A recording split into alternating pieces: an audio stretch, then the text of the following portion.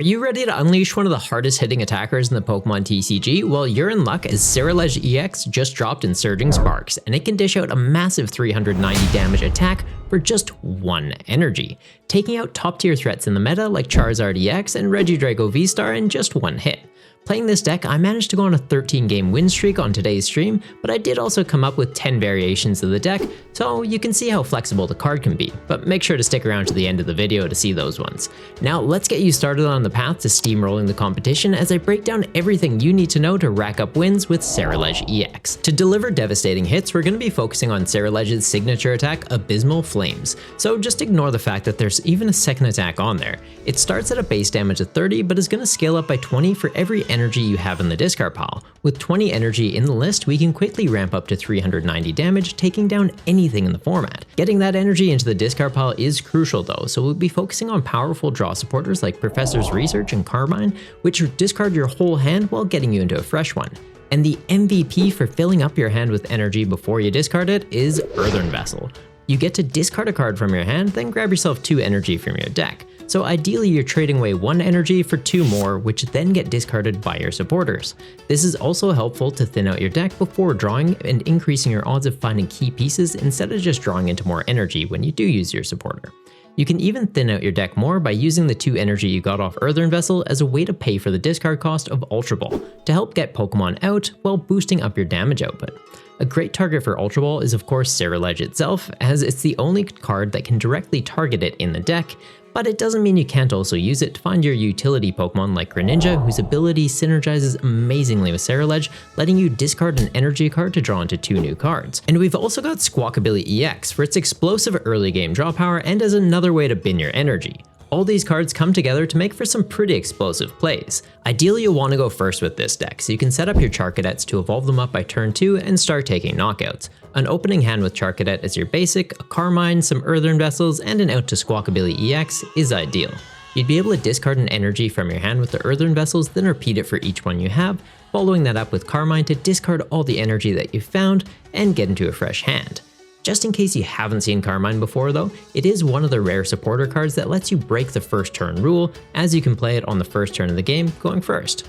As you've already thinned out a good chunk of the energy from your deck, your odds of drawing into outs for your Charcadets goes up, and you still have that Squawkabilly to discard everything that you have and get into another fresh hand. If you've set up properly, by turn 2 you'll have multiple Charcadets ready to evolve up and enough energy in the discard pile to start taking knockouts on your opponent's biggest threats turn after turn. Now let's talk about the deck's secret weapon, the A-Spec card Brilliant Blender. This card's an instant damage boost of 100 for Ceruledge, as it's going to search your deck for 5 cards and discard them, which should always be energy in this deck. This is another great way to thin out your deck for better odds of drawing into your key pieces while quickly ramping up your damage output. And it gets even crazier when you pair it with Regidrago Vstar, as the Vstar power Legacy Star is going to discard the top 7 cards of your deck, then let you recover any 2 cards from your discard pile. This means you can recover Brilliant Blender for a second use, potentially adding 200 extra damage by milling 10 energy from your deck. I also experimented with using Darkrai Vstar, as it has a similar effect but just getting 2 item cards. But since it's limited to just items, it couldn't dig through your deck like Regidrago can, and it's also a little bit more limited in its use since you can't recover Pokemon or supporter cards with it as well. This strategy might seem pretty straightforward, just bin it to win it, but correct sequencing and deck building are crucial to secure wins. You'll need to consider things like when to use your hard retreats as a sneaky way to get some extra energy into the discard pile, and how to properly order your actions to boost up your odds of drawing into your key pieces. Keep an open mind during your matches and always look for opportunities to improve your strategy. If you're finding this guide helpful so far, giving that like button a boop is a great way to let me know, and it's always incredibly helpful to help grow the channel. Also, dropping a comment if you have any spicy tech ideas or questions about the deck is always appreciated. I'm always up for a chat and keen to hear your thoughts. Now, I promised you multiple deck lists, and I've tested 10 versions of Ceruledge EX so far to offer you different ways to play the game. The core concept's gonna remain the same though, get cards in the discard pile and do a big number, but swapping out support Pokemon and trainers can offer a unique approach to suit your playstyle. Now the first deck we're going to take a look at is the Regidrago variant, having a 1-1 line of it, the Squawkabilly and Greninja in there for draw power, and a 4-3 line of the Ceruledge EX. For supporters, we've got Carmine, Research, Boss's Orders for Gust, Professor Turo, just as a way to scoop up your Squawkabilly and your Regidrago after you've used them, so they're not just easy targets for your opponent to gust and KO something easy to get 2 prizes off of, and making it so you basically just have 3 attackers that you want to use to close out the game. We do also have Brrrr in here, just as a way so if our opponent's down to 2 prizes remaining and we might need 3 cards to win the game because we had to knock out a single prize Pokemon at one point, we can just use that to skew the prize trade back into our advantage, and the rest of the cards are pretty much just staples for the format. 1 copy of Canceling Clone in here too, just to help out in case you run into like Snorlax Stall or anything that might block you from attacking it, like Mimikyu or Milotic EX.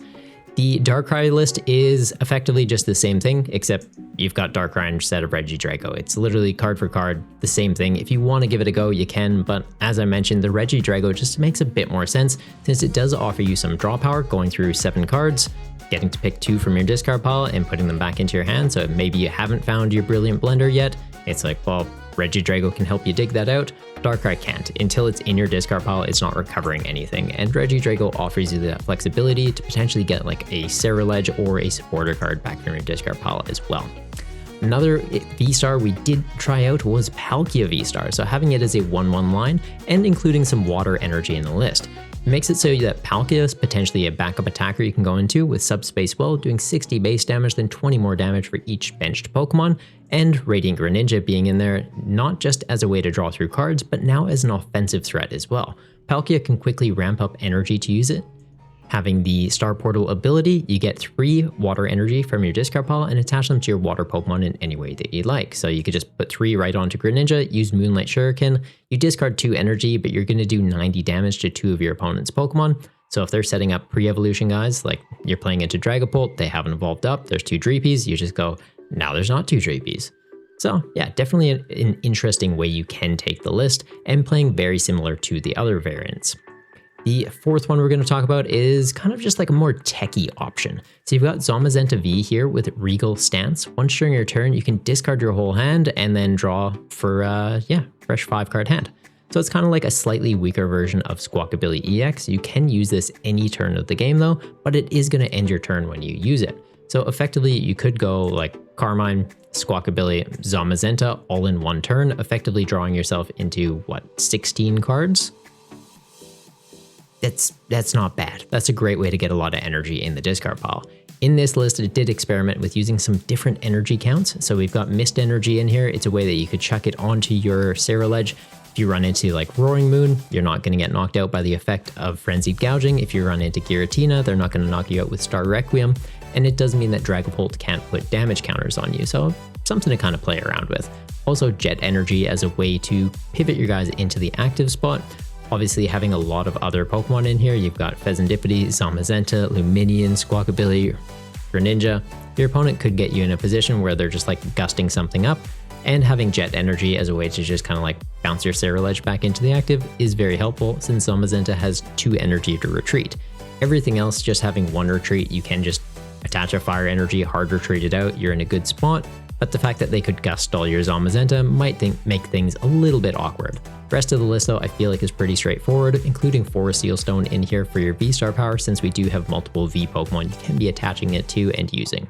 Now for the 4th list, we're going to be using Drillbur in here. It's a bit of an interesting Pokemon having Dig Dig Dig. When you play this from your hand onto the bench, you get to search your deck for 3 basic fighting energy and discard them. So another way to ramp things up into the bin to scale up Ceruledge's damage output. Effectively working like Brilliant Blender, but for slightly less targets. Having 2 copies in here though, it does mean you could play both of them, search your deck for 6 fighting energy, discard them. We do have 7 in here, so even if one's prized, you're going to be getting the max value out of them, and then still having things like Earthen Vessel to kind of search your deck for energy, discarding them in the normal ways. It does mean that we can free up our A-Spec though for legacy energy. So attaching this onto Ceruledge, it's going to be giving up 1 less prize when it gets knocked out, meaning that we could effectively have 4 Ceruledge in the game. One of them's only going to give up 1 prize when it's KO'd, so if they knock out 3, they're only getting 5 prizes. Use Night Stretcher, get 1 back from the discard pile, evolve up into it, make them effectively play a 7 prize game. Also having cards like Professor Turo in here just to be able to like scoop and loop the Drillbur potentially, or taking the Squawkabilly and Luminion off of our bench so our opponent can't gust them up for an easy 2 prize KO. Also Iron Bundle showing up in this list just as an extra little bit of gust for us. And another thing to mention, I did include Armarouge in this one just as a way to deal with Mimikyu. It's 70 damage for a fire and a colorless energy, which is enough to one-shot Mimikyu, and as it's not an EX Pokemon, it will get past it. Something to keep in mind, you could easily just swap this out with Canceling Cologne, but if you're running into a lot of Mimikyu players at your local league, it might be worth considering playing an Armarouge instead. Now for the next build, we're going to be talking about Kirlia. So Kirlia's got Refinement, you get to discard a card from your hand and draw into 2 new cards. Effectively like Greninja, but not limited to energy, but it is on a stage 1. It does also give you access to be able to use Gallade in here, so you can evolve up into this, search your deck for a supporter card and pop it into your hand, just meaning that you're never going to miss your supporter for turn, getting into key cards like Boss's Order for Gust for Game, or potentially Kieran to boost up your damage output a little bit. Or if you need a switch card, like if they're trying to gust stall you, you could just go Gallade, get me this, switch out, go back into Ceruledge, attack, or even a Brrrr to close out the match. The rest of the cards though I feel like are pretty straightforward and effectively just like the other builds, we're just running the Gallade line in here instead. Another way you could take this is using Noctowl. Since Ceruledge is a Terra Pokemon, it will be activating Noctowl's Jewel Seeker ability. When you evolve up into this, you can search your deck for 2 trainer cards and put them into your hand. It's a great way to find your blender, it's a great way to find your supporters, and just get things online. Because we do have the Noctowls in here, including Fan Rotom as a way to find your Noctowls is also very helpful.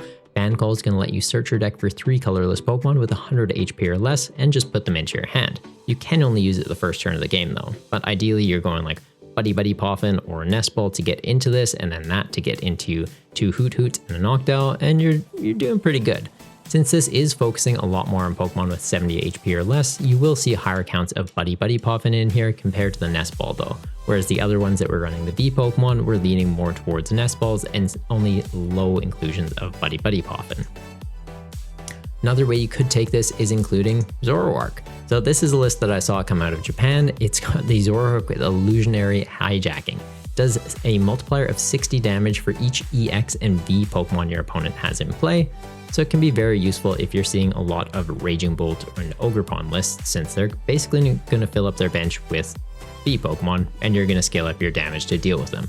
In the early game, just being able to attach a DTE to this and start attacking is very useful. It's also a way to get around EX walls like Mimikyu and the new Milotic that's come out in this set.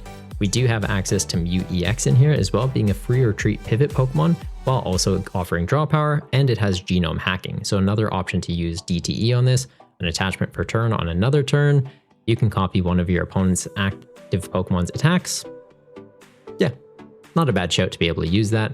Rest of the deck, I feel like functions pretty much the same as the other lists. We are seeing Cycling Road in here, which is sort of like another Radiant Greninja. You can discard an energy card from your hand, but you're only going to draw 1 card. Since it is a stadium, your opponent will be able to use this as well though.